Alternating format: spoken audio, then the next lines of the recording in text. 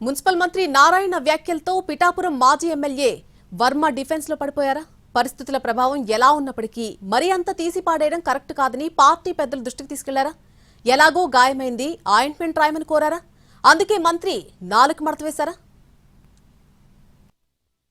కాకినాడ జిల్లా పిఠాపురంలో మాజీ ఎమ్మెల్యే వర్మను జీరోని చేసేశామని 2 రోజుల క్రితం జిల్లా ఇన్ఛార్జ్ మంత్రి నారాయణ టెలికాన్ఫరెన్స్ లో టంగ్ స్లిప్ అయ్యారు.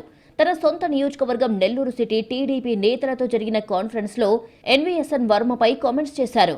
పరిధి దాటి ప్రవర్తిస్తే ఎవరైనా ఒకటి అని వర్మ ప్రస్తావన తీసుకుని వచ్చారు. పిఠాపురంలో జనసేనతో మాజీ ఎమ్మెల్యేకి పడటం లేదు కాబట్టి సీఎం ఆ నిర్ణయం తీసుకున్నారని నారాయణ చెప్పుకొచ్చారు. ఈ విషయంపై వర్మ ఓపెన్ గా స్పందించలేదు. కానీ లోపల మాత్రం రగిలిపోతున్నారు.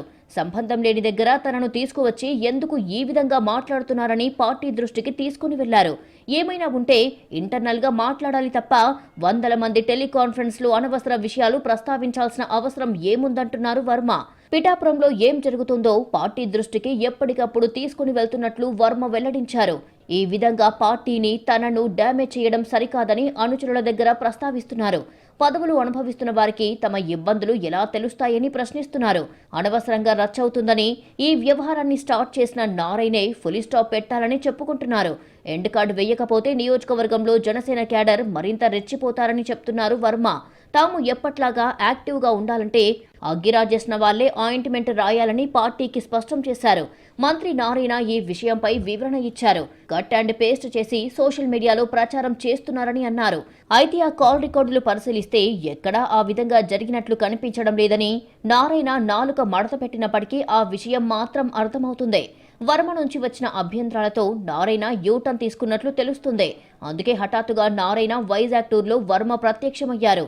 నెల్లూరులో చేసిన కామెంట్స్ కు సంబంధించి వివరణ ఇవ్వకపోతే తనకు చాలా ఇబ్బంది అవుతుందని క్లారిటీ ఇప్పించారు. పనిలో పనిగా తన మాటలు వక్రీకరించారని అన్నీ అయిపోయిన తర్వాత అలా సర్దేశారు.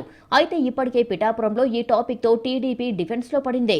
జనసేన క్యాడర్ ఫుల్ జోష్ లో ఉన్నారు. వర్మ మాత్రం నారాయణ లాంటి సీనియర్ మంత్రి ఈ విధంగా వ్యవహరించడం సరికాదని వాపోతున్నారు. అన్నీ తెలిసిన వాళ్లే ఇలా చేస్తే ఎలా అని కక్కలేక మింగలేక సరిపెట్టుకుంటున్నారు. నారాయణ మాత్రం అయ్యిందేదో అయ్యింది, అలా ముగించేయండి అని సింపుల్ గా చెప్పేస్తున్నారు. పిఠాపురం తమ్ముళ్లు మాత్రం ఆయింట్మెంట్ రాసినా తగ్గే గాయం కాదని గుర్తు తెచ్చుకొని మరీ గుక్క పెడుతున్నారు. మొత్తానికి నారాయణ వ్యాఖ్యలతో పిఠాపురం టీడీపీలో కొత్త పంచాయతీ జరిగింది. అసలే గుర్తింపు లేదని సైకిల్ కార్యకర్తలు ఫీల్ అవుతుంటే మాజీ ఎమ్మెల్యే వర్మని జీరో చేసేసి తర్వాత అబ్బే అలా అనలేదని మంత్రి నారాయణ మడత పెట్టేశారు. తప్పక తప్పించుకోలేక మాజీ ఎమ్మెల్యే వినతి మేరకు ఆయింట్మెంట్ రాశారు. మరి ఆ జీరో పెయిన్ ఎప్పటికీ తగ్గుతుందో చూడాలి.